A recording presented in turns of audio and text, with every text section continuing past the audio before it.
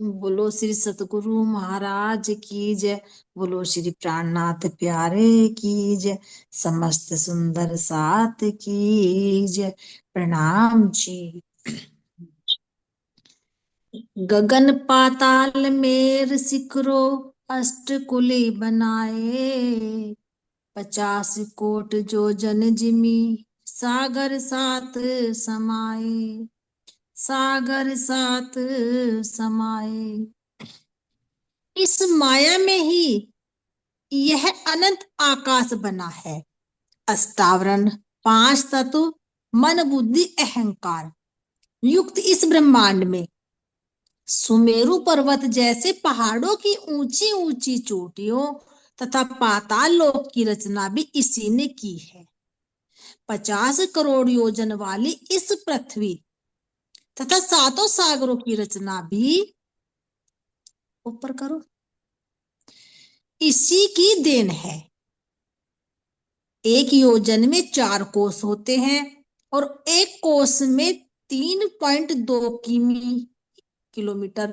इस प्रकार 50 करोड़ योजन में 50 गुना 4 गुना 3 600 करोड़ अर्थात 6 अरब किमी होंगे, जो विज्ञान या वैदिक धर्म ग्रंथों को स्वीकार्य नहीं है। पृथ्वी का परिणाम 50 करोड़ योजन कहना भागवतकार का कथन है, अक्षरातीत का नहीं। इसमें भागवत पुराण के कथनों का मात्र उदाहरण उदाहरण दिया गया है।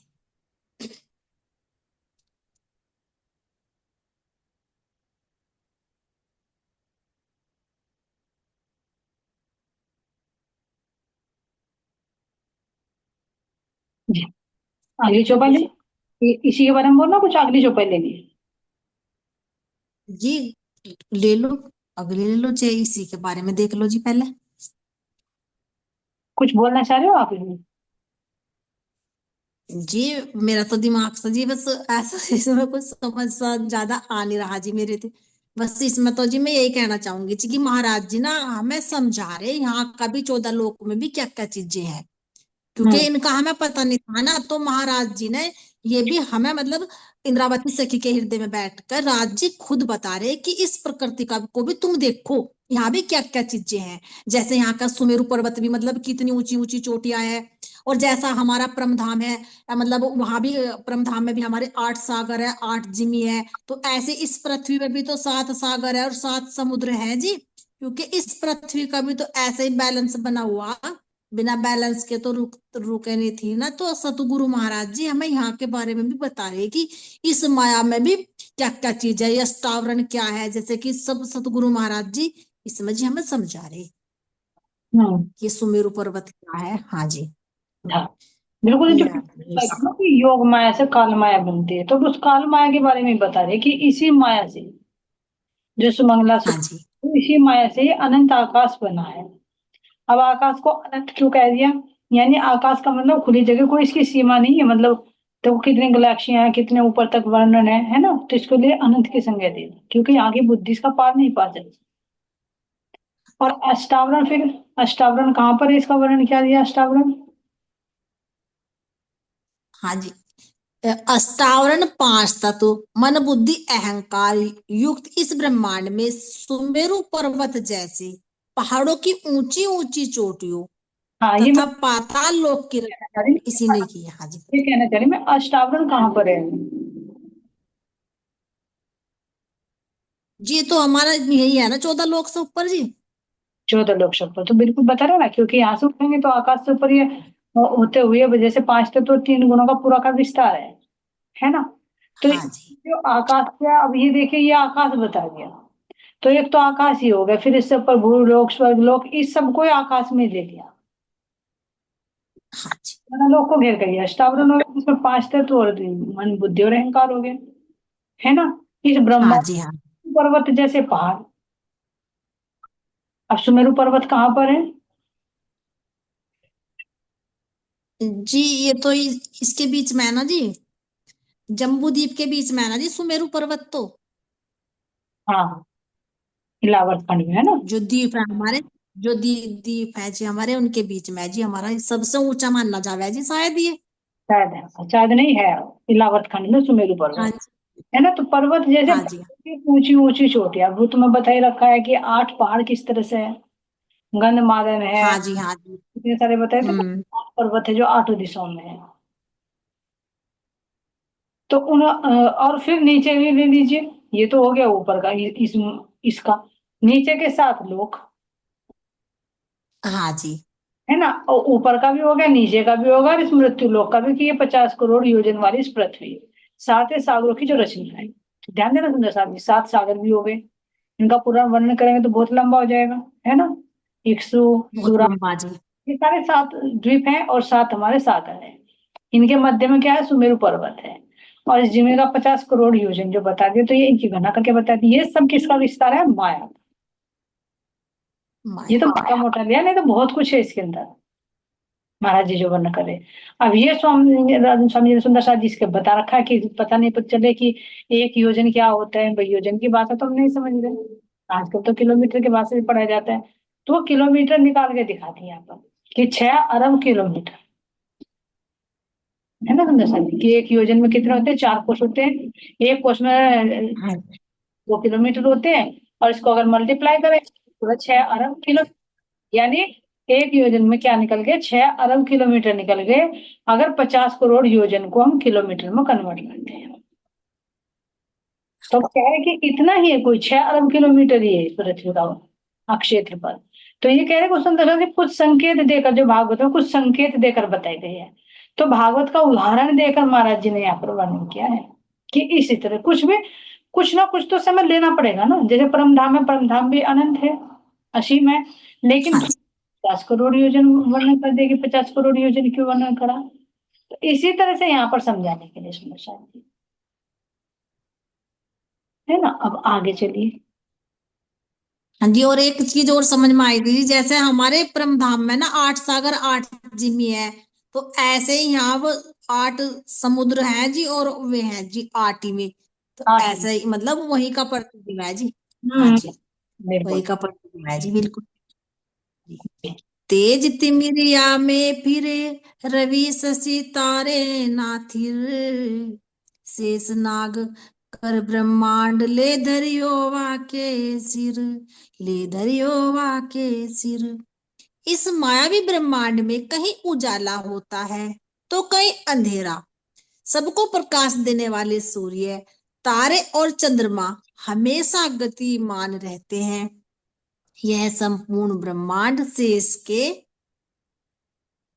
आधार में स्थित है। उपग्रह चंद्रमा पृथ्वी की परिक्रमा करता है, तो पृथ्वी सूर्य की परिक्रमा करती है।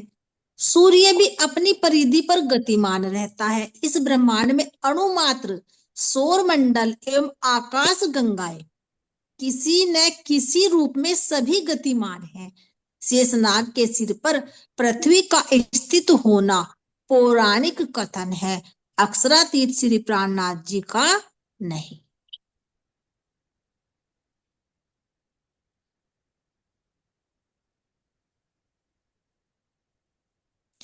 पर ये प्रश्न ये है कि जब प्राणियों की उत्पत्ति ही नहीं हुई थी, उस समय शेष नाग का जन्म कहां से हो गया, जो इतनी बड़ी पृथ्वी को धारण करते। वस्तुतः शेष का अर्थ होता है शून्य। शून्य का तात्पर्य निराकार आकाश से है। इस आकाश में सभी ग्रह नक्षत्र आकर्षण शक्ति द्वारा स्थित हैं। यदि पृथ्वी का बोझ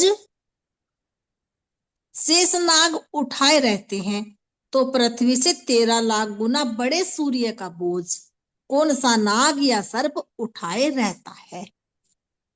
हम्म। तो ये जो भागवत में वर्णन कर रखा है ना, कि भाई जो शेष नाग हाँ है जी। उनके, ये प्रश्न सुंदर सा जी पहले भी उठता था कि जो शेष नाग है ना, वर्णन आता है देखो भागवत में, कि भाई नीचे क्षीर सागर है, उसमें शेष कछुआ है, कछुए की पीठ पर शेष नाग है, शेष नाग पर विष्णु भगवान शयन करे, जो नीचे गर्भोदक है ना, नीचे गर्भ में है। तो हाँ इसका जी। शेष में वर्णन करे सुंदर सा जी। देखो हर चीज में मतभेद होता है, अलग अलग अपने अपने विचारधारा होती है। तो अगर पौराणिक मान्यता के अनुसार ले तो ऐसे ही वर्णन आता है। लेकिन अगर इसका साइंटिफिक तरीके से ले, जो इन्होंने टीका कर रखी सुंदर साथ जी, तो उसमें कह रहे हैं कि शेष नाग, शेष है क्या? हम्म, शेष सही। शेष का मतलब किसी जो कहते हैं कि भाई शेष क्या बचा, जो बचता है। तो अगर पूरी प्रकृति का लय हो जाता है तो शून्य तो हो जाता है सब कुछ। तो इसलिए कह रहे हैं कि शेष को ये शून्य कह रहे हैं। शेष का अर्थ होता है शून्य। यानी जो इनकी विचारधारा है रजनी स्वामी जी की, ये शेष नाग को नहीं मानते कि नाग क्यों लगा दिया, शेष तो है जो बचता है, लेकिन नाग क्यों बना दिया। अगर पृथ्वी उनके नाग पर टिकी हुई है तो कह रहे कि जो इतना बड़ा सूर्य है फिर वो किसके ऊपर टिका हुआ है। हम्म, कि कहने का मतलब ये है कि ये ग्रेविटी जो होती है, ग्रेविटेशनल फोर्स होती है, तो सूर्य के चारों तरफ ही घूमते हैं। अगर साइंस में हम पढ़े सुंदर साथ जी, जितने भी हमारे नौ ग्रह हैं ये, और जैसे अभी उपग्रह बताया चंद्रमा है, पृथ्वी के चारों ओर घूमता है, पृथ्वी सूर्य के चारों ओर घूमती है, तो एक ग्रेविटेशनल फोर्स है जो सूर्य का अपनी तरफ से खींचे रखता है हर एक ग्रह को, तो वो घूम रहे हैं। हम्म, तो ऐसे ही साइंस में है। लेकिन अगर एक मान्यता दे, तो पहले इतना साइंस का नहीं पता था, तो कुछ ना कुछ तो आधार देना पड़ता है। अब ये इसको ये भी ले कि शेष नाग के शीश पर है। शीश का मतलब क्या कह दिया कि पूरा आधार वो ही है। कहते हैं ना किसी चीज को, भाई मैं पूरे घर का बोझ मेरे सिर पर है, पूरे घर की जिम्मेदारी मेरे सिर पर है। तो अब जिम्मेदारी कोई दिखाई दे रही है, कोई घर का बोझ कैसे सिर पर है? एक कहते कि घर का सारा बोझ कंधों पर है, तो यानी उसकी जिम्मेदारी, रेस्पॉन्सिबिलिटी।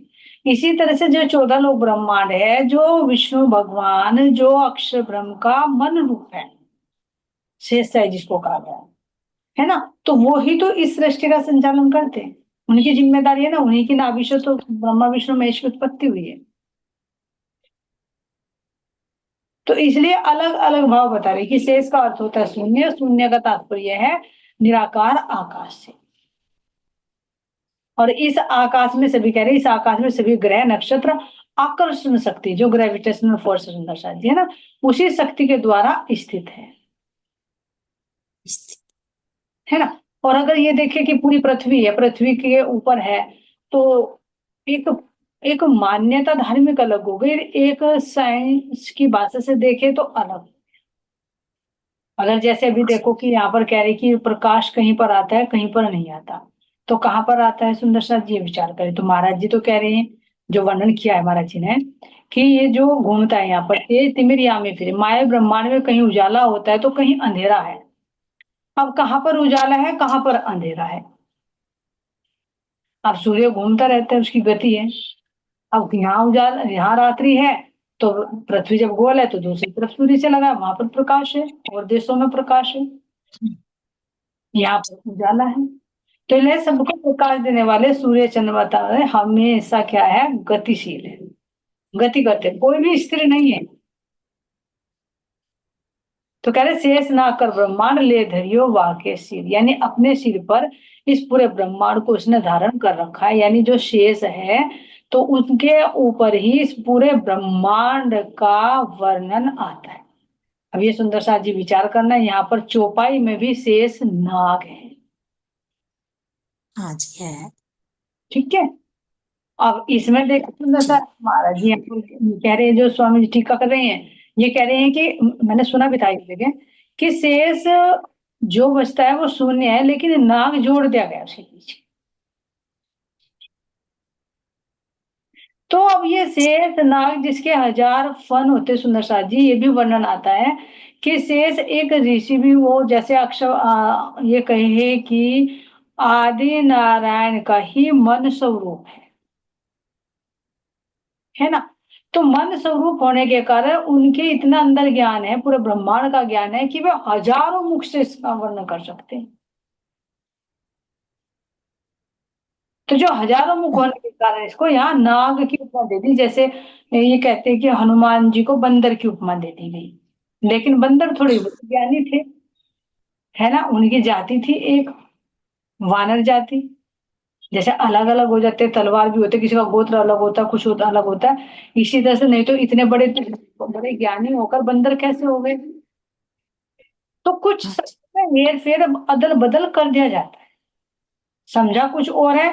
जब तो महाराज जी ने कहा कि ये जो 12 12 मात्राएं होती है, तो एक मात्रा हटाकर दूसरी मात्रा लगा दी तो उसका अर्थ बदल जाएगा, हम्म। है ना। तो 12 12 मात्राएं लगती है जो स्वर की, तो उनसे उनके शब्द बदल जाते हैं। अब 10 फिर अलग अलग भाव करते हैं तो अलग अलग विचार बन जाते हैं। हाँ जी। इसी तरह सुंदर साथ जी, एक मत तो यहाँ ना कोई कभी हुआ और ना कहीं होगा, सबके अपने अपने इसमें हो। भाव। लेकिन हाँ जी। ठीक। ये जो महत्व दे रहे हैं, ये किसको दे रहे हैं? साइंस को महत्व दे रहे हैं, जो प्रमाणित है, जिसको आजकल की जनरेशन भी महत्व देती है सुंदर साथ जी, और अच्छी तरह से समझ भी पाते हैं। और एक ये पुराणों में जो लिखा गया है वो संकेत में लिखा गया है, इनका बात है वो सुंदर साथ जी। और कोई बोलना चाहता है? ठीक। सतीश जी आप कुछ कहना चाह रहे थे, आपका हैंड रेज था।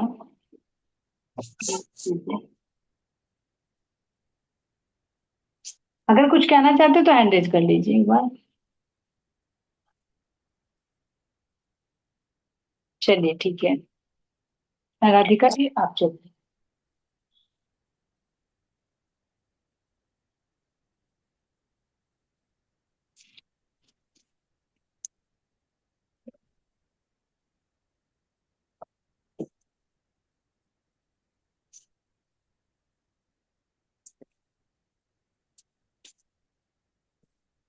अनम्यूट कीजिए। प्रणाम जी। जी प्रणाम जी। चलिए क्वेश्चन की ओर। सतगुरु महाराज की जय, श्री प्राणनाथ प्यारे की जय। आप सभी के श्री चरणों में मेरा कोटि कोटि प्रेम भरा प्रणाम जी। कल हमारा ये क्वेश्चन था आंटी कि हम कौन से ढकोसले करते हैं, ये वाला हो गया था। हम्म। नेक्स्ट क्वेश्चन है, मेला किसे कहा गया है? चलिए सुंदर साथ जी, की तरफ चले जाओ। मेला किसे कहा गया है? जी। आप बोलिए, आगे बोलिए। हाँ जी। जी एक तो मेला जो वहां पे लगा था जी, जैसा महाराज जी मना कर रहे थे, एक मेरा तो जी वो था। बाहर से देखा तो मेले जी यहाँ भी लगा है कहीं कहीं पे। और जी एक मेला जी हमारे अंदर भी हुआ है जी, जो मतलब हमारे रिश्तेदार है, हमारा परिवार है, हमारा घर है, तो बहुत संबंध जुड़े हुए हैं जी हमारे। तो एक हमारे अंदर का मेला जी और एक वो बाहर का मेला जी। हम्म। जी। चलिए, और केल भाई जी आप अनम्यूट कीजिए। हाँ जी, प्रणाम जी। हाँ जी, यही है कि मेला की एक तो लौकिक में और एक एक जाहिर है, एक बातूनी। बातूनी में प्रेम सकीना से बता दे कि भाई हमारे संबंधी, पर एक आत्मा का भी मेला है, जो रूहों का मेला होता है। हमें उसमें भी नहीं फंसना होता कि भाई जो शरीर उसमें साथ का शरीर होता है उसके मोह में भी फंसना होता है, क्योंकि ये भी एक मेला है। इसमें अगर हम इसमें फंस गए तो फिर दोबारा फिर जन्म लेना पड़ेगा। अगर हमारी इच्छा रही कि भाई हमें सम्मान मिले, वो मिले, ये भी एक रूह का मेला है। एक तो इसमें नेगेटिव भी हो सकता है, पॉजिटिव। पॉजिटिव कैसे होगा? अगर हम राज्य की बातें करेंगे। नेगेटिव कैसे होगा? अगर हम संसार की बात, नाम सुंदर साथ है पर बात कर रहे हैं माया की, तो हम्म। वो भी मेला ही है। ये डुबाने वाला मेला हो जाएगा, जी। है ना। और एक मेला भी हो जाएगा जो अपनी रूहों का मेला है, ये परमधाम ले जाने में सहायता करेगा, ये पार उतारने में सहायता करेगा। जी। है ना? तो यानी अपने बाहर या अपने अंतःकरणों में जो भी हमारे अंदर इकट्ठा हो रहा है, चाहे वो संसार का ज्ञान है, चाहे कैसा भी हो, वो सब मेला ही है। यानी जो एक्स्ट्रा भीड़ होती है वो मेला ही है। देखने के लिए सब अपने हैं लेकिन अपना कोई भी नहीं है। इसी तरह से हमारे विचार देखने के लिए हमारे विकार है हो सकते हैं, हमारे विचार हो सकते हैं, बाहर से देखे हमारे सगे संबंधी हो सकते हैं, लगेंगे अपने, लेकिन है कौन? केवल धनी और धनी की रोए, है ना सुंदर सी? अपना तो ये और जी शरीर भी नहीं जैसे जी, इस शरीर का भी नहीं पता, नहीं कद कौन सा अंग खराब हो जा। अपना तो यू भी सही नहीं है। है। ये बिल्कुल। 5 तत्वों से बना ये शरीर, भाई इसमें पता नहीं कद कहाँ बिगाड़ आवे और सुधार ही नहीं होता फिर उस चीज का। बिल्कुल बिल्कुल। ऐसा बिगाड़ आ जा। हाँ। और इसके हमारे अंदर भी मेला ही है सुंदर साथ जी। एक मेला तो बाहर है, एक मेला और भी अंदर के जीवों का। जो चित में या खंड रहा है वो भूलते ही नहीं बात। हाँ, वो भी है। हमारी बॉडी के अंदर भी मेला है, कितने जर्म्स होते हैं हमारे शरीर पर भी, अंदर भी, है ना, हर चीज में। जी बहुत दिखाई भी नहीं देते सुंदर साथ जी। बहुत मेला है, हर तरह के मेले। कहाँ जहाँ भी देखोगे वहीं भीड़ ही भीड़ मिलेगी। जिसे कहते हैं कि परमधाम में कोई खाली नहीं है। जहाँ खाली जगह वहां लड़े थंबों का नूर, वहां नूर ही नूर खेड़ा करता है, क्योंकि वो जी मुंह से निकलने वाली किरणें भी चेतन है। और यहाँ भी खाली नहीं है। जल में देखो तो जीव है, हवा में देखो तो जीव है।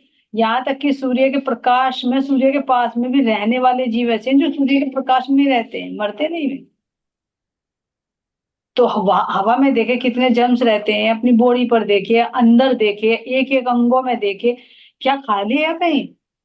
नहीं है। पेट में ही देखो, कहीं एस्केरिस हो जाएंगे हर कहीं, जगह विकार बढ़ रहे भाई। है ना। तो कितना जी मेला है, लेकिन हमें दिखाई नहीं दे रहे हैं ना। अगर हमारे परमात्मा ने ऐसा कर दिया कि अगर इन सूक्ष्म को देख लेना अपने हाथों में, तो इन हाथों से हम खाना भी नहीं खाएंगे। हम्म, जी पर्दा डाल दिया ताकि चल सके गड्डी, है ना सुंदर। तो देखो हमारे अंदर में भी कितने हैं। तो अंदर कई कई तरह के मेले हैं। पूरा एक संसार लिए फिरते हैं हम अपने अंदर में। जी ठीक है राधिका जी। नेक्स्ट क्वेश्चन ले लीजिए।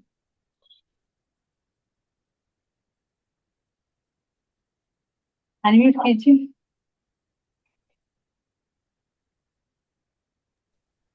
हाँ जी। जब मेरा पूर्णतया भर गया तो सबको क्या सुनाई दिया और किस समय की ये बात है? जब मेला भर गया तो क्या सुनाई दिया, किस समय की ये बात है। चलिए महबूबाई जी, आप अनम्यूट कीजिए।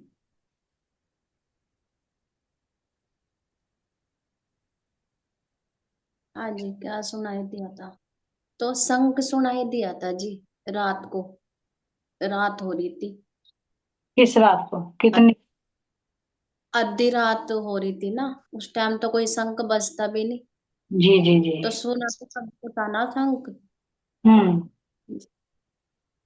तो सबने सोचा इस टाइम शंख क्यों बज रहा, क्योंकि इस टाइम तो शंख बजता ही नहीं। शंख बजा कब? सुबह को और शाम के टाइम, यानी कि 6 बजे 5 बजे जब मंदिरों में बजा है, तो उस टाइम सुना तो सबने, पर यही था जी। बिल्कुल सही है। और सुंदर साथ जी, सुमन जी आप बताइए, आप कुछ कहना चाह रहे हैं? हाँ जी, वैसे वो सखी जी ने बता दिया। ये तभी की बात थी जब मेला पूर्ण भर गया था। तो तब 14 की रात थी, यानी कि जिस दिन मेला लगने वाला हो, शुरुआत का दिन हो, 14 का दिन। तो उस दिन रात को ही वो हुआ था, ये शंख बजा, जो आवाज सुनाई दी थी। शंख की ध्वनि सी आई थी, है ना। तो शंख का मतलब तो सुंदर साथ जी मंगल होता है ना, कुछ अच्छा होने वाला। लेकिन ये किसका संकेत था? शंख नहीं था, लेकिन शंख जैसी ध्वनि थी। वो आना था ना जी, वो प्रलय वो आनी थी ना, पानी आना था ना वहां पे। तो हाँ, उसका तो संकेत अल्लाह था, का, पर ये समझ नहीं पाए ये विनाश का जब। समय है। जैसे होता है ना कि युद्ध वगैरह भी छिड़ता है, जैसे देखो तुमने महाभारत वगैरह कुछ होता तो पहले शंखनाद किया जाता था कि भाई युद्ध शुरू हो गया, है ना। तो संकेत देने के लिए पूजा पाठ में भी होता है, शंखनाद किया जाता है। वो अच्छे के लिए होता है, लेकिन ये संकेत किसके लिए था? विनाश के लिए। ये बस उन उस तो महाराज जी समझ पाए थे, पर उन्हें वहां से उठा दिया था। हाँ, उन्हें वहां से उठा दिया था। औरों को भी सुनाई दिया होगा सुंदर साथ जी, लेकिन इग्नोर कर दिया। वो क्यों इग्नोर किया सुंदर साथ जी? इंदु सखी जी आप बताओगे? अनम्यूट कीजिए। प्रणाम जी। प्रणाम जी। जी जी, सब मेले की भीड़ में थे जी, इसीलिए वो अनसुना कर दिया। हाँ, तो इसका बात उनमें कैसे लोगे? क्या हमें भी शंख सुनाई दे रहा है? क्या हम सुन पा रहे हैं या नहीं? जी, एक मेला हमारे भी यहाँ सगे संबंधियों का लगा हुआ है। जिसमें ये हमारे चित्त में अखंड हो रहे, वही रिश्ते नाते सभी के इकट्ठे हो रहे। किसी भी रिश्तेदारी में कुछ भी हो जाओ तो क्या हम सभी के यहाँ उथल पुथल हो जाती। तो क्या हमें भी कोई शंखनाद सुनाई दे रहा है अब? हाँ जी, आज सतगुरु महाराज जी की कृपा से अब तो सुनाई दे रहा है जी। कौन सा, कैसे सुनाई दे रहा है? जी, आत्माओं को जागृत कर भाई, अपने परमात्मा की तरफ चलो और इस संसार को छोड़ दो। जी जी जी जी। तो शंखनाद कह तो रहा है ये, लेकिन किस रूप में नजर आ रहा है शंखनाद अब?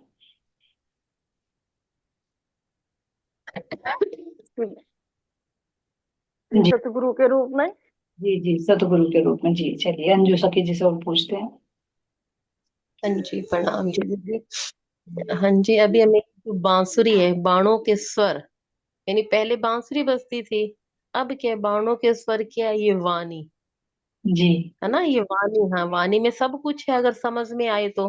मंथन करेंगे, सच्चे सतगुरु की सोबत में आएंगे तो सारी बात भी समझ में आएगी, और सारी बात गहरे अंदर भी उतरेगी। हम्म। यही है दीदी। जी जी बिल्कुल, ये वाणी है सुंदर साथ जी। शंखनाद इसी का ही हो रहा है जो बार बार ये गर्जना कर रही है, जिसको दुंदुभी कहा गया है कि इसराफिल के हाँ, दो स्वर फूंक रहे सुंदर साथ जी। तो ये शंखनाद ही तो हो रहा है, लेकिन हम नहीं सुन पा रहे। क्यों नहीं सुन पा रहे? क्योंकि इस मेले में हम बिजी हैं, सुनते हुए भी नहीं सुन पा रहे। जैसे भी शुरू में प्रेम सखी जी ने कहा कि थोड़ा सा बढ़ते हैं, सुनते हैं, लेकिन फिर माया की पुकार आ जाती है, फिर मेले में खो जाते हैं। अरे ये भी करना है, ये भी करना है, यहाँ भी जाना, वहां भी करना है। तो सुनाई तो दे रहा है, लेकिन सुनते सुनते ही हम मेले में व्यस्त रहेंगे, और कब परले आ जाएगी, कब शरीर जवाब दे दे, कुछ पता नहीं चलेगा। एक पल का भी भरोसा नहीं है। तो सुनाई तो दे रहा है, लेकिन फिर मेले की तरह, मेले वालों की तरह कोई और नहीं सुंदर साथ जी, हम ही हैं। और जब हम मेले में बिजी हैं तो सतगुरु का आसन तो उठ ही जाता है सुंदर साथ जी। तभी तो कह दिया ना, तब तो तौबा तौबा हुई तन तन, तब तो दरवाजा मूंद के गया, क्या पीछे सतगुरु का भी और खुद का भी। होना पाया। सारी बात तभी कह दिया, पाक ना हो ये इन पानी, चाहिए अर्श का जल, कौन सा जल। जी सारी बात वो वाली बात, गहराई में उतरने की, और गहराई में भी। अब जब से मेरी एलर्जी हुई ना, बहुत से एहसास कराते हैं राज जी, कह रहे गहराई में भी इतना उतरना कि यहाँ तक पानी में हम डूब जाए, पानी में डूब जाए। कहने का मतलब भी सांस लेना मुश्किल आ जाता है बिल्कुल हो जाए सांस लेना भी ऐसा, तब राज्य आते हैं। हम सोचे ना कि यार इतने टाइम से लगे हुए हैं, हमें राज्य को कोई दर्शन नहीं हुए, हमें दिखते नहीं, कोई ये नहीं। तो वही वाली बात है, कह रहे पहले यहाँ तक डूबो तो सही, तब आऊंगा बचाने। उसके तब, हाँ, तब आएंगे।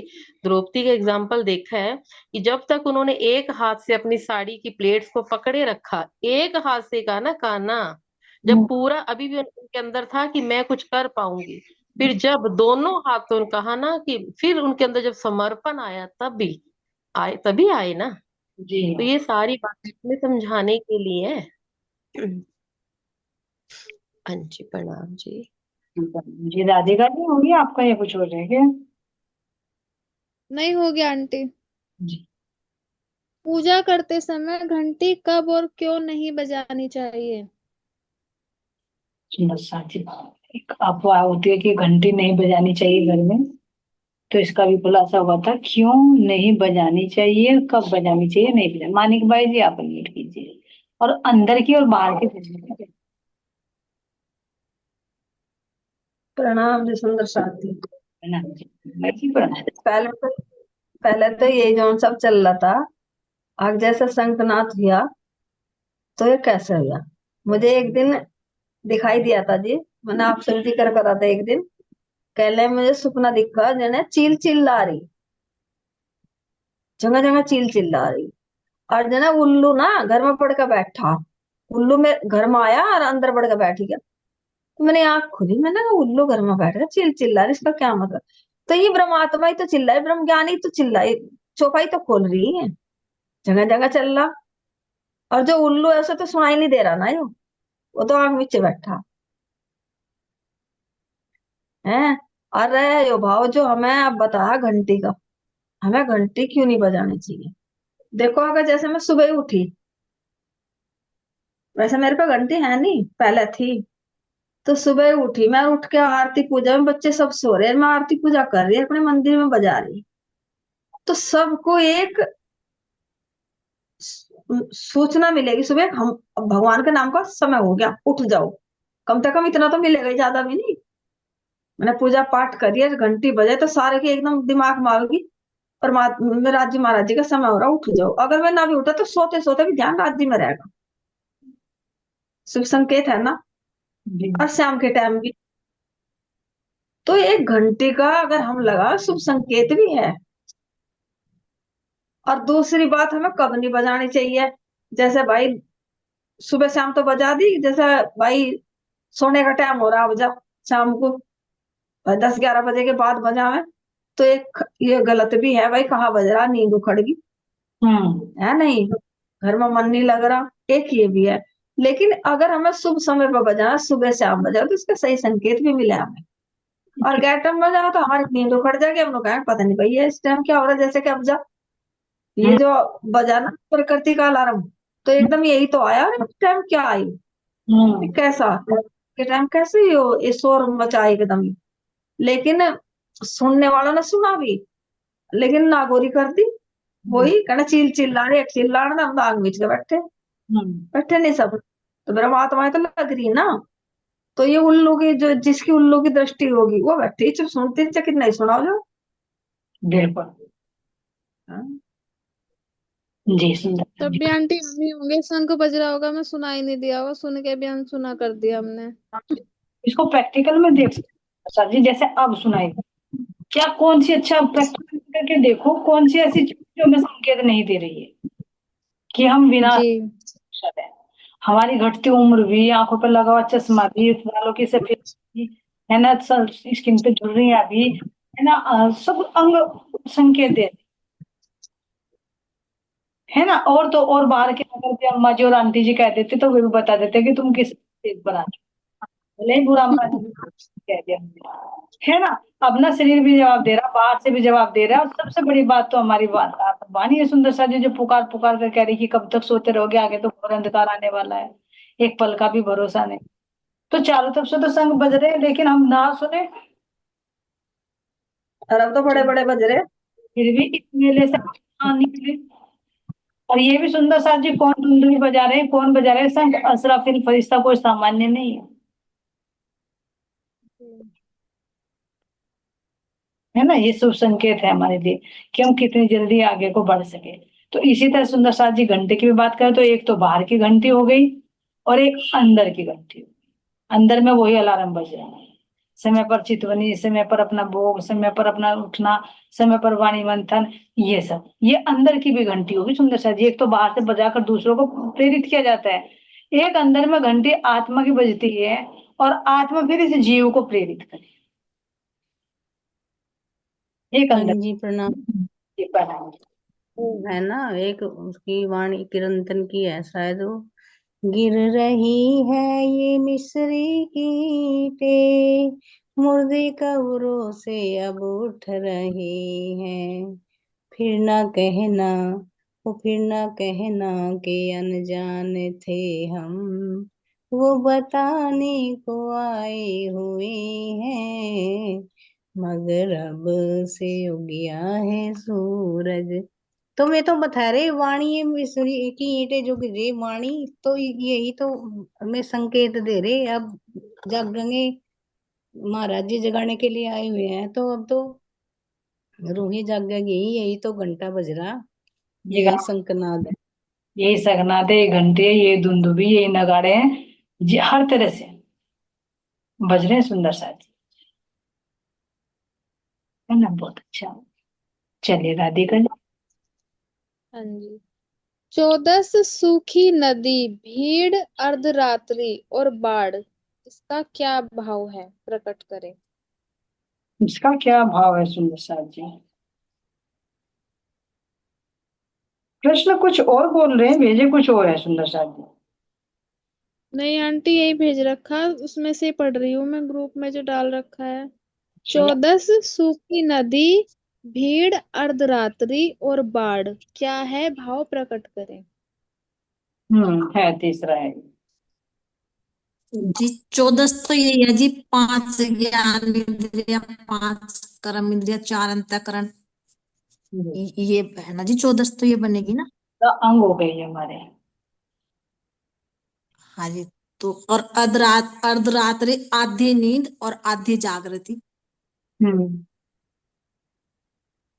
और जी जो बाढ़ है, तो यहाँ तो देखो ये विकारों की तो बाढ़ आएगी, बाहर से भी हम समझ नहीं पाए उस संकेत को, तो बाढ़ आई।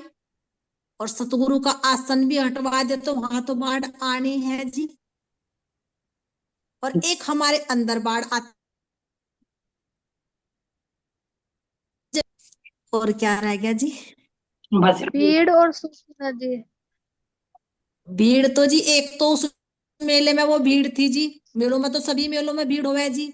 और एक भीड़ मैंने बताई जी जो हमने खुद अपने अंदर ही कर रखी जी। तो हमारे अंदर भी और बाहर भी नगाड़े तो बज रहे, सतगुरु महाराज जी की आवाज तो आ रही, लेकिन जब हमारे अंदर भीड़ है तो वो आवाज हमें सुनाई नहीं देती जी। अगर वाणी चौपाई देखो, जो भी सतगुरु महाराज जी बता रहे वो तो याद नहीं रहती, और किसी की कोई बात हो वो याद रहे जी।